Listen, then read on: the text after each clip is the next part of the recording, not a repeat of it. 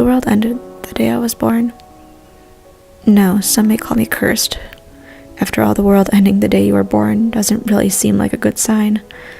But honestly, I would consider myself lucky. I don't have to look at the world as it is now and think about what it used to be.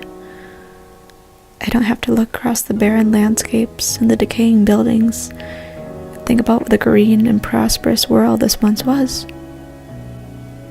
It's all just stories, and it's easy to distance yourself from history when it's just that, a story. I get to hear a lot of stories in my travels. I sort of collect them. Some of the people I come across have compared me to what they used to call a bard, I believe. But I think I prefer to think of myself as a chronicler. See, from my understanding, bards used to tell stories of fantastic heroes and beings with wonderful powers. I, however, tell the stories of everyday normal people. They aren't particularly inspiring, and sometimes they don't have a happily ever after or an important life lesson, but they're real, and I believe that's what makes them so important, and that's why I've dedicated my life to telling them. The stories I collect aren't about someone who's lived 100 years ago. They're about people who are living now, the people I talk to, people I meet in my travels.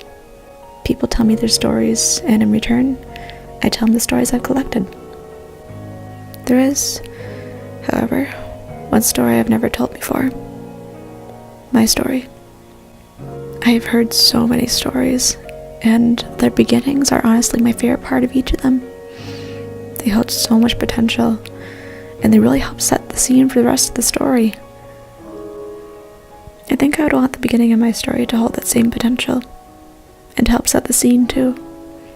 But I don't know where to start. Maybe, I don't know, something like, the world ended the day I was born.